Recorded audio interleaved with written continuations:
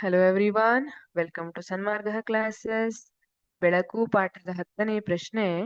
ಪ್ರಕಾಶಮಾನವಾದ ಬೆಳಕಿಗೆ ಸೂಕ್ಷ್ಮವಾಗಿರುವ ಕಣ್ಣಿನ ಜೀವಕೋಶಗಳು ಯಾವುವೆಂದರೆ? ಈಗ ನಿಮ್ಗೆ ಗೊತ್ತಿದೆ, ಬೆಳಕು ನಮ್ಮ ಕಣ್ಣನ್ನ ಪ್ರವೇಶಿಸುತ್ತೆ.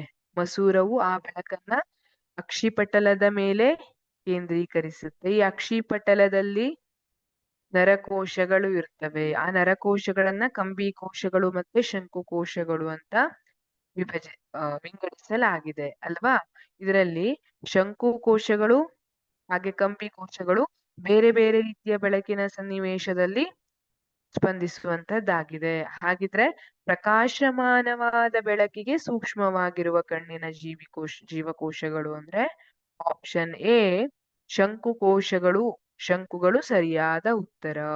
ಆಪ್ಷನ್ ಬಿ ಕಂಬಿ ಕೋಶಗಳು ತಪ್ಪು. ಕಂಬಿ ಕೋಶಗಳು ಮಂದವಾದ ಬೆಳಕಿಗೆ ಸ್ಪಂದಿಸ್ತವೆ. ಗೂಬೆಗಳಲ್ಲಿ ಕಂಬಿ ಕೋಶಗಳು ಹೆಚ್ಚಾಗಿರ್ತವೆ. ಹಾಗಾಗಿ ಗೂಬೆಗಳು ರಾತ್ರಿ ಹೊತ್ತಿನಲ್ಲಿ ಸುಲಭವಾಗಿ ನೋಡ್ತವೆ. ಅವುಗಳಿಗೆ ಬೆಳಗಿನ ಹೊತ್ತಿಗಿಂತ ರಾತ್ರಿ ಹೊತ್ತು ಕಂಫರ್ಟ್ ಆಗಿರುತ್ತೆ.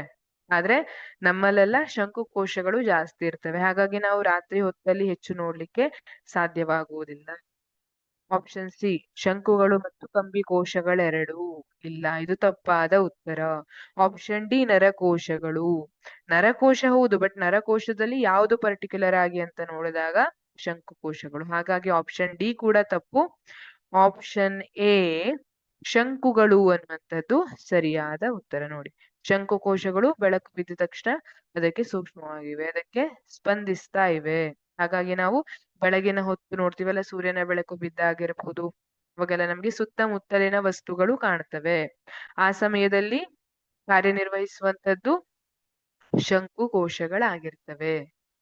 Thank you.